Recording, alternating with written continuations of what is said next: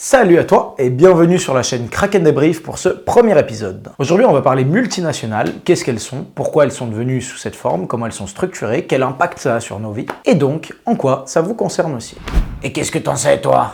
Eh bien, figure-toi que j'étais au cœur du truc, cher Kraken. Premièrement, j'ai été consultant en Big Data dans une entreprise qu'on appelle un Big Four, puis trader algorithmique dans une boîte basée à Chicago, à donc programmer des robots afin de faire de l'argent sur les marchés financiers en entrant et en sortant de positions ou de paris sur des produits dérivés. Et finalement, j'ai été consultant en stratégie d'entreprise pour un des plus prestigieux cabinets du monde, et c'est-à-dire que je conseillais les entreprises sur comment réaliser de plus gros profits, ou plutôt je conseillais la direction de l'entreprise, le PDG et les gens qui lui gravitent autour, sur comment bien faire leur job. Seulement, je me suis posé quelques questions sur la nature profonde des dynamiques que j'alimentais. Et donc, ai démissionné de ces boîtes tour à tour en 2015, en 2016, puis en 2021 pour la troisième de ces démissions. Tu t'en doutes bien, je me suis posé quelques questions avant de poser ces démissions alors qu'il y avait quand même des opportunités de se faire un sacré paquet d'argent. Un jour, par hasard, je me suis retrouvé en contact avec certains médias qui se sont retrouvés à me poser des questions sur ce trajet inhabituel, ce qui a fini dans quelques articles de journaux. Seulement, aujourd'hui, j'aimerais aller plus en détail que ce qui était dit dans ces articles et vous expliquer ce raisonnement en plus en profondeur, ce qui est la raison profonde de cette chaîne. J'aimerais donc partager avec vous certaines réflexions sur les multinationales, sur la finance et sur les impacts que ça a sur nos vies, ainsi que enrichir cela de certaines anecdotes personnelles afin de rendre le récit un peu moins cru et moins académique qu'il ne pourrait l'être. Ouais, cool ta life. Et pourquoi ça nous concernerait ce truc de multinationale? Excellente question, Kraken. Il y a plusieurs bonnes raisons de se poser ces questions. Par exemple, vous pourriez être vous-même dans une situation de vous demander est-ce que le job que j'ai me correspond? Est-ce que ça me donne du sens? Est-ce que j'ai envie de le continuer? Ou est-ce que j'ai envie de démissionner et de tester autre chose?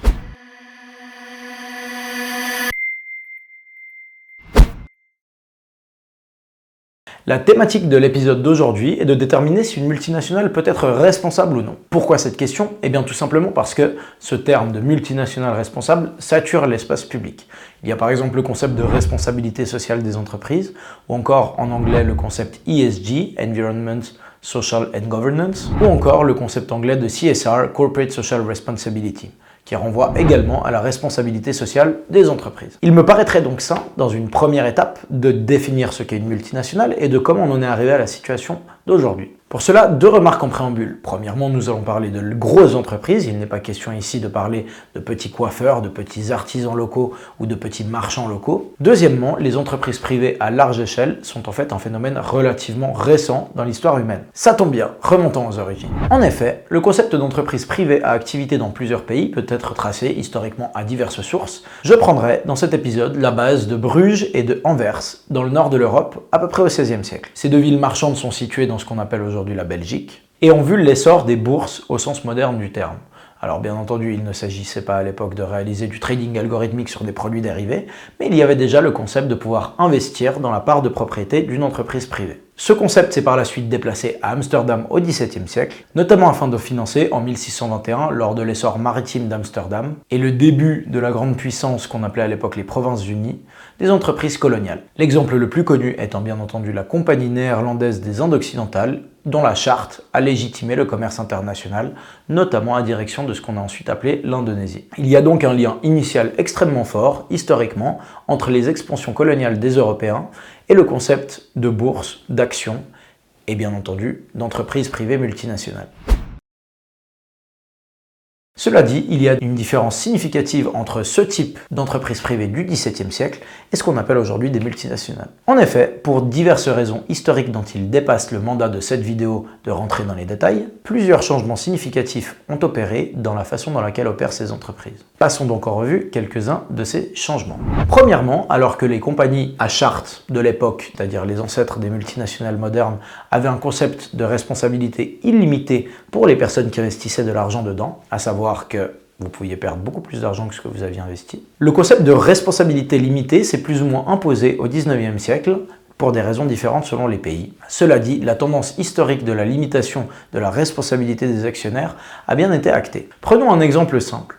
Un bateau qui aurait coulé au milieu de l'Atlantique au XVIIIe siècle lors d'une expédition coloniale à travers l'Atlantique pour commercer des esclaves, du coton, du sucre ou autres denrées de l'époque, aurait provoqué une dette relativement colossale pour l'entreprise qui était propriétaire de ce bateau, et les actionnaires auraient dû payer de leur poche les dettes qu'ils avaient contractées pour la fabrication du navire. Alors qu'aujourd'hui, si le bateau coule et que l'entreprise fait faillite, les actionnaires ne seront pas inquiétés plus que la perte de la valeur de leur papier d'actionnariat et ne devront pas couvrir de leur poche certaines obligations envers les personnes qui ont avancé de l'argent via de la dette ou auprès des employés qui n'ont pas été payés. On voit donc bien le transfert de droits en faveur des actionnaires et au déficit de la plupart des autres gens dans la société. Deuxièmement, le concept fondateur même de la mission de l'entreprise a fondamentalement évolué depuis cette époque. En effet, au XVIIe siècle, une entreprise privée avait une charte bien définie, avec une mission très définie, et dont la fin de la mission entraînait aussi la fin de la compagnie. Les profits auraient été distribués, les dettes payées, les employés remerciés,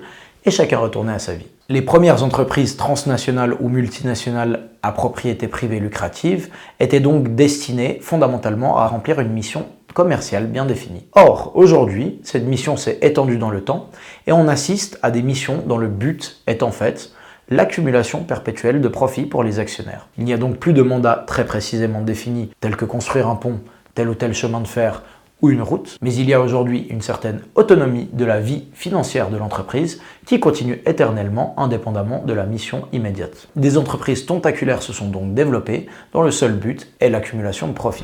Ben et alors, est-ce que c'est mal? Eh bien, bien ou mal, c'est relativement subjectif, et ça dépend donc pour qui. Disons que, dans la situation actuelle des choses, une entreprise n'a plus une mission spécifique dont on peut tracer l'origine, mais a évolué en une sorte de gigantesque machine à produire de l'argent. Indépendamment du jugement moral que l'on fasse de cette chose, il me semble qu'il soit relativement important de reconnaître les faits tels qu'ils sont.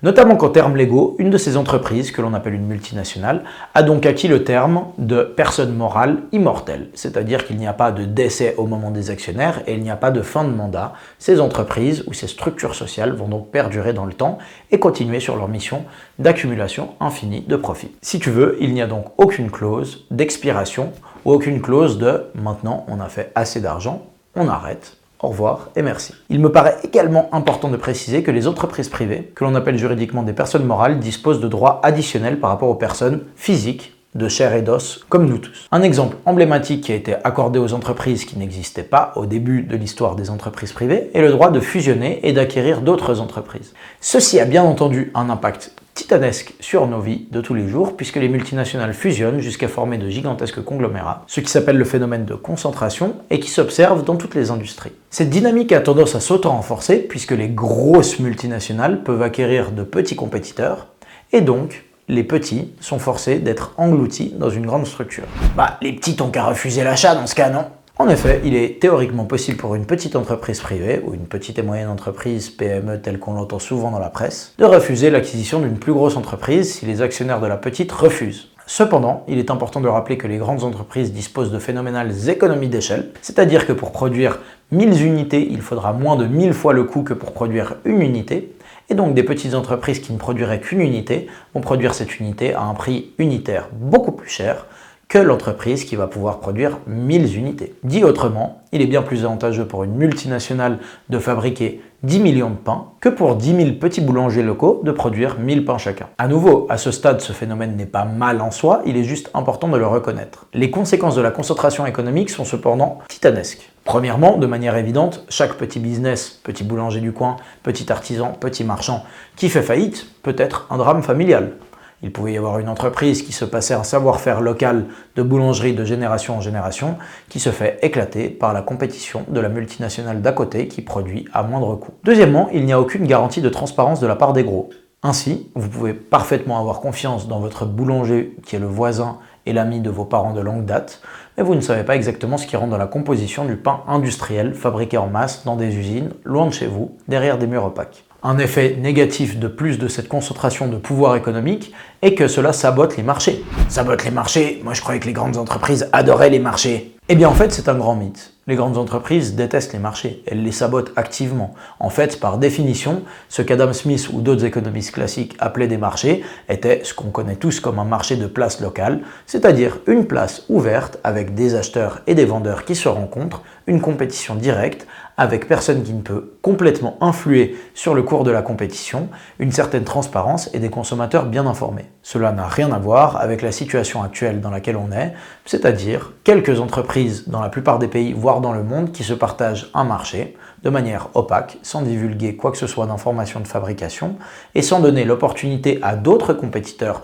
plus innovants ou plus entrepreneuriaux de rentrer dans le marché à nouveau pour cause d'économie d'échelle. D'ailleurs, si tu as pris des cours de management, tu as peut-être vu le modèle des 5 forces de Michael Porter, qui a été élaboré en 1979 par le professeur de Harvard et qui est maintenant enseigné dans la plupart des cours de management ou de MBA du monde. Bon, il est certes un peu old school, mais il reste quand même d'actualité. 2 des 5 forces concernent en fait directement ce modèle, à savoir le pouvoir de négociation des fournisseurs, qui, du point de vue de l'entreprise, est renforcé s'il y a moins de fournisseurs compétitifs, ainsi que la menace de nouveaux entrants, qui, du point de vue de l'entreprise, veut dire tout simplement qu'il n'y a pas intérêt à laisser des petits, nouveaux joueurs plus innovants, plus agiles, plus entrepreneuriaux et peut-être plus méritants entrer sur le marché. Ce sont une menace à ne pas faire entrer. Typiquement, si vous n'aimez pas les 3 compagnies de téléphonie mobile qui opèrent dans votre pays, il va être difficile pour vous de dire « je vais rentrer dans la compétition et aller planter des antennes partout dans le pays afin de mieux faire le business ». Bonne chance. À moins de disposer de plusieurs dizaines ou centaines de millions, vous n'allez rien faire. Une autre conséquence évidente de ce phénomène de fusion-acquisition et donc d'accumulation de pouvoir économique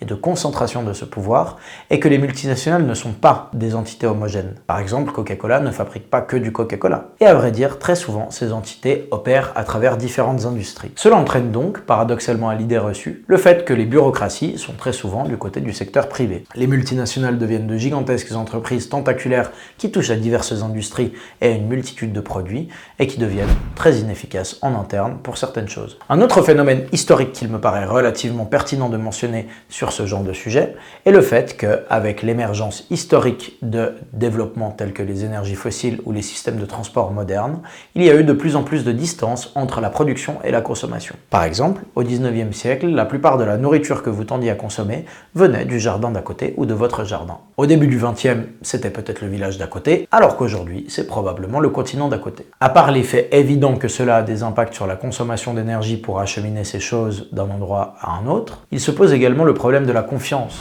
Comment pouvez-vous faire confiance si on vous dit que votre nourriture a été fabriquée à des milliers de kilomètres d'ici? Il y a une réponse simple à cela, établir des marques. Ceci a donc marqué l'essor, au début du XXe siècle, de l'industrie des relations publiques et de tout ce qui est associé. Logo, publicité, marque et empreinte forte de la part de l'identité de certaines entreprises. Pour la petite histoire, d'ailleurs, cet essor de l'industrie des relations publiques n'a pas été fait seulement du côté du secteur privé, mais aussi avec le concept d'État-nation et de Première Guerre mondiale, lors notamment de l'entrée en guerre de plusieurs nations dans le premier conflit, tel que le Royaume-Uni qui a installé le Bureau de l'information officielle du gouvernement afin d'enrôler des citoyens dans une guerre qui n'était pas forcément quelque chose qui leur plaisait. En effet, historiquement, la Première Guerre mondiale a été un conflit qui a nécessité d'embrigader une quantité astronomique de soldats qui n'avaient rien demandé, et cela a donc conduit à un besoin impérieux de la part des gouvernements de mettre en place des systèmes de propagande nationaliste titanesques. De plus, il s'avère que ce système de propagande développé au début du XXe siècle, en conjonction avec le début des marques et le début de la guerre mondiale moderne telle qu'on l'a connue en 14-18, a été drastiquement alimenté par l'essor de la photographie, du cinéma, de la vidéo, de la transmission de ces technologies et des télécommunications plus largement. Fun fact, ces entreprises de communication, de production cinématographique, de production de radio et de médias plus largement sont elles aussi, actuellement, pour la plupart, des multinationales à but, bien entendu, lucratif. Bon, on est peut-être allé un petit peu vite sur ces points de propagande, de communication, de pub et de contrôle des esprits.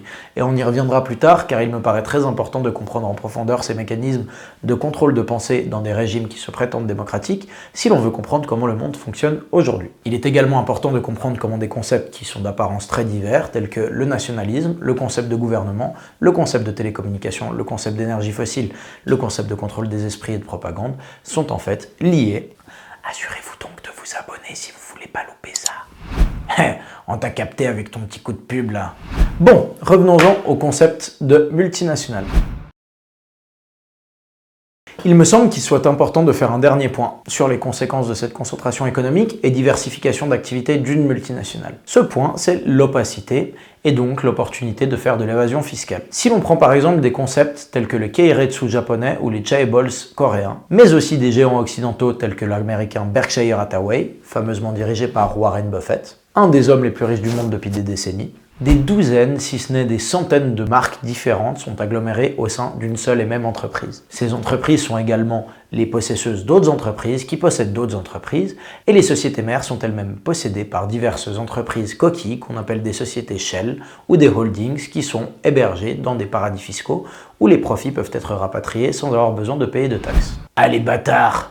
Ben ouais, en effet, quand on voit ce genre de boîte dans une boîte, dans une boîte, dans une boîte avec des dizaines d'activités commerciales différentes, il est plus difficile d'estimer où est-ce qu'exactement ces ventes ont été faites, où est-ce que les coûts ont été faits et comment les profits doivent être calculés et donc taxés. Bon, une bonne chose de faite. Récapitulons ensemble maintenant quelques éléments clés de ce qu'on a vu et ensuite on verra quels impacts ça a concrètement sur les comportements de multinationales. Nous avons donc vu qu'une multinationale est une organisation légalement structurée autour de plusieurs buts, le plus important étant clairement celui de faire plus d'argent pour les actionnaires. C'est ce qui structure les multinationales. Les multinationales ont aussi le droit ou l'obligation d'accorder les profits à ses actionnaires, donc tout l'excédent commercial est concentré dans ses poches, à chaque fois que les opérations sont profitables. Quand les opérations ne sont pas profitables, la responsabilité des actionnaires est limitée. On a vu ce concept de responsabilité limitée des entreprises. Les multinationales sont donc des entreprises tentaculaires, multi-activités répandues mondialement et extrêmement difficiles à taxer et à contrôler plus largement. Elles disposent également de moyens financiers importants, voire même colossaux, qui rivalisent avec les réserves de certains États pour influencer certains de nos comportements. La concentration de leur pouvoir économique implique un gigantesque impact sur la vie politique et sociale de la plupart des pays du monde. Et finalement, certaines techniques de propagande et d'influence utilisées par les multinationales n'ont rien à rivaliser avec les efforts de guerre de certains États-nations du XXe siècle qui ont produit les pires atrocités de l'histoire en termes belligérants. Ok, ce sont les ingrédients clés. Oh, tu nous couvres que les côtés négatifs, tu pourrais voir le verre à moitié plein au lieu de voir le verre à moitié vide. Oui, c'est un argument qui peut s'entendre. En l'occurrence, ce que je veux faire dans cette vidéo, c'est vous présenter un argumentaire sur des choses qu'on ne dit pas habituellement sur les multinationales. Parce que bien entendu, il y a des départements de relations publiques et de marketing qui vont faire toute une propagande consumériste et qui alimentent la perception que les multinationales sont un outil légitime et historiquement valide. Moi, ce que j'aimerais faire ici, c'est placer la perspective relativement nuancée de dire qu'il y a quand même des contraintes à tenir en tête quand on évalue une multinationale, notamment où est-ce qu'elle se situe historiquement, quelle est son émergence et quels sont des points clés de sa structure que tout le monde doit avoir en tête en évaluant des comportements de multinationales. Il ne me paraît donc pas pertinent de dire le verre à moitié vide ou le verre à moitié plein, il me paraît plutôt important de rappeler certains faits de base sur les opérations de multinationales. J'aimerais même en fait aller un peu plus loin et même dire que toutes les actions du verre à moitié vide qui sont plutôt positives de multinationales sont en fait contraintes dans un espace relativement limité qui est la profitabilité actionnariale et les structures qu'on a mises en lumière dans la première partie de cette vidéo. Il est donc indispensable de se rappeler que ces choses sont structurantes, qu'elles sont imposées dans toutes les personnes qui travaillent dans une multinationale et qui conditionnent fondamentalement la façon dont ces structures opèrent. Finalement, une note à ce propos, les personnes qui opèrent au sein des multinationales ne sont pas nécessairement des mauvaises personnes. Il ne s'agit pas ici de faire la morale ou d'aller dire qu'il y a des choses qui sont mauvaises et que c'est de la faute des gens dans les multinationales. Les gens dans les multinationales opèrent dans un ensemble de contraintes qui les conditionnent à agir de cette façon. Il y a deux alternatives, soit se plier à certaines règles et opérer au sein de la structure avec un ensemble d'actions relativement limitées, ou sortir de la structure. Ce que pas tout le monde ne peut faire. Cela dit, il ne s'agit pas non plus de relativiser la responsabilité de certaines personnes haut placées qui, en connaissance de cause, opèrent avec des choix éthiquement douteux. Ça paraît plus clair? Maintenant que ces faits ont été clarifiés sur les structures des multinationales, j'aimerais vous présenter quelques aspects comportementaux, c'est-à-dire, si les multinationales étaient des personnes, quel profil psychologique auraient-elles? Partons donc du point de départ. Que peut-on attendre d'un système qui est composé principalement dans sa production, en large partie donc, de multinationales qui sont des structures privées opaques qui fonctionnent selon les mécanismes que l'on a détaillés dans la première partie. Pour cela, je vais vous présenter, au lieu de vous faire une analyse détaillée de mon propre ressort, la conclusion d'un documentaire qui s'appelle La Corporation, que je recommande chaleureusement à toutes les personnes qui visionnent cette vidéo. Le lien YouTube est dans la description. Ce documentaire prend une perspective relativement intéressante, à savoir d'analyser la corporation comme une personne morale et d'aller un peu loin avec les termes en disant mais si c'était vraiment une personne, quel serait son comportement? Qu'est-ce qu'on diagnostiquerait à partir de ses actions? Ce que ce documentaire conclut, c'est que si un test psychologique était effectué sur une corporation ou sur une multinationale, le type de profil mental qui serait dégagé serait celui d'un psychopathe. Rien de moins. Quels sont les arguments pour cela? Eh bien, premièrement, lorsqu'on étudie le comportement de plusieurs multinationales, ce qu'on trouve, c'est qu'il y a, en fait, pour fonder cet argument, le documentaire va expliciter 6 types de comportements clés qui permettent de conclure au diagnostic de psychopathie. Le premier de ces facteurs est un manque de considération totale pour le sentiment des personnes qui sont entourées par la multinationale, pour le sentiment des autres. Et donc, il liste tout un ensemble d'exemples dans lesquels le sentiment ou le ressenti d'autres structures, d'autres pays et d'autres personnes n'était absolument pas tenu en compte dans le processus de décision et d'action d'une multinationale. Le deuxième facteur qui est mis en avant dans ce documentaire comme étant typique des comportements d'une multinationale est l'incapacité chronique de maintenir des relations durables. Le troisième est l'incapacité chronique pour ces structures d'intégrer la notion de sécurité pour les autres, notamment pour des raisons écologiques et sanitaires. Le quatrième symptôme qui permet le diagnostic de la psychopathie est le fait de mentir et de tromper à répétition. Cinquièmement, l'incapacité chronique d'expérimenter une quelconque forme de culpabilité est mise en avant. Et finalement, sixième facteur, l'incapacité de se conformer à certaines normes sociales, y compris normes légales, illustre que les multinationales ont un comportement psychopathique. Sur ce sixième facteur de l'incapacité chronique à s'adapter à des normes sociales, y compris légales, j'aimerais vous raconter une anecdote qui m'est arrivée alors que je buvais une bière dans un bar de Londres il n'y a pas si longtemps. J'étais dans ce bar avec un directeur commercial d'une très grande entreprise qui était aussi connecté à certains de mes clients et certains de mes collègues. On était tout un groupe de personnes actives dans le monde du consulting ou des multinationales. Et ce directeur commercial était clairement en train de mettre en avant, d'une façon relativement ostentatoire, voire arrogante, le fait qu'il avait chargé explicitement certains de ses analystes de conduire une analyse d'un type un peu douteux. Il avait en gros demandé à ses analystes de regarder quelles seraient les répercussions légales d'opérer une fraude à large échelle qui aurait pour conséquence des risques sanitaires sur la vie d'énormément de personnes. Donc en toute connaissance de cause, cette personne a chargé des analystes juniors qui ont obéi aux ordres de regarder concrètement combien serait l'amende en sachant très bien qu'ils allaient déroger à certaines lois. Le problème n'est pas strictement légal, il est aussi d'ordre éthique. Il savait consciemment que cela allait avoir des répercussions sur la vie d'autrui. Le montant de l'amende a été estimé par les analystes à être entre 100 et 200 millions de British Pounds. Inversement, le retour attendu était d'au moins 500 millions. Que pensez-vous qu'il se soit passé? Évidemment, l'ordre a été lancé et l'opération commerciale a été un succès. Un succès commercial, mais avec certaines externalités négatives qui cette fois-ci ont été prises en compte légalement en toute connaissance de cause et ont amené à une amende, mais tout de même, l'opération était profitable. Cet exemple ramène à l'os ce qu'est une multinationale. Il ne s'agit pas de dire qu'elle est immorale, il s'agit de dire qu'elle est amorale. C'est un engin historiquement situé qui a pour but et pour mission d'augmenter la quantité d'argent disponible aux gens qui avaient de l'argent à la base et qui ont investi dedans. Autrement dit, le seul but est de ramener des profits à des actionnaires qui avaient investi dans cette structure. Le propos n'est donc pas de dire que ce sont des gens bien ou mauvais. Le propos est de dire que les personnes qui travaillent dans une multinationale sont soumises à cette structure qui doit optimiser les rendements et donc qui vont parfois avoir des comportements qui sont inadéquats en termes de normes sociales, d'éthique ou même de loi. On pourrait penser que ce genre de comportement est rare ou que ce genre de comportement est exceptionnel. Ce n'est en fait pas le cas. Ce genre de comportement est permanent. Il s'agit continuellement de montrer ce que l'on appelle un business case ou une net present value ou un autre instrument d'analyse financière qui permettent de légitimer une certaine action. Sans ce genre de preuves légitimes que les profits vont être augmentés, il est très difficile d'obtenir une quelconque décision dans une multinationale et rigidement impossible de l'obtenir quand on s'adresse au haut niveau de la direction.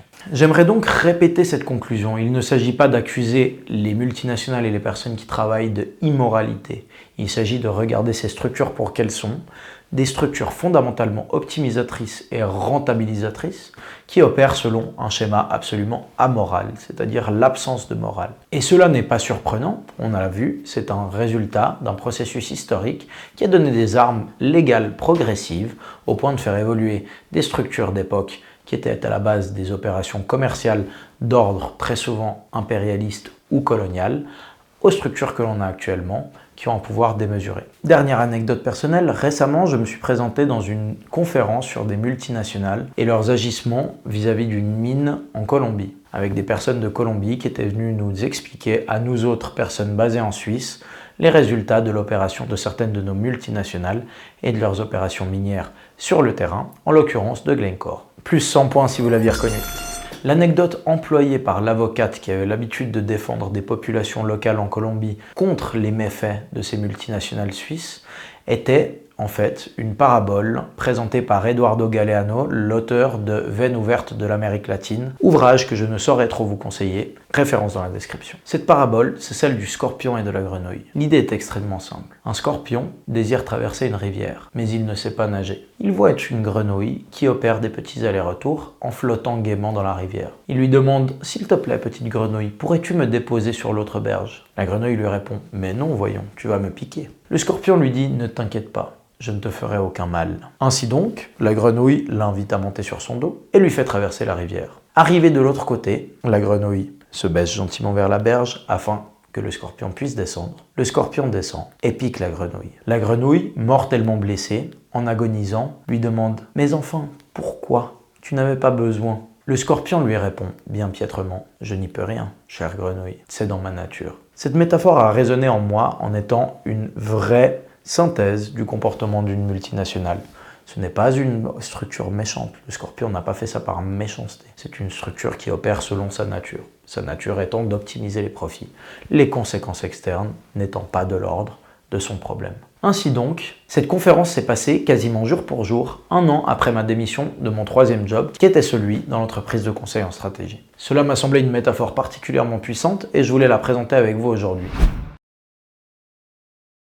La conclusion de cet épisode est ainsi de vous présenter mon raisonnement sur une des raisons qui m'ont amené à refuser ce type de carrière, ainsi qu'à vous présenter quelques arguments qui peut-être résonneront dans votre propre situation ou juste alimenteront votre connaissance historique de quelles sont les entités qui occupent notre espace économique. J'espère ainsi que cette vidéo vous a plu. Le prochain épisode sera sur la structure interne de ces multinationales avec une hiérarchisation claire qui s'applique non pas à l'intérieur seulement de ces structures, mais qui a des répercussions drastique sur l'ensemble de la société. Je vous invite donc, si l'épisode vous a plu et la prochaine thématique vous intéresse, à partager cet épisode autour de vous et bien entendu à vous abonner. Et n'oubliez pas, il y a énormément de décisions de changer à l'échelle individuelle comme à l'échelle systémique. Il ne tient qu'à vous de prendre les bonnes décisions.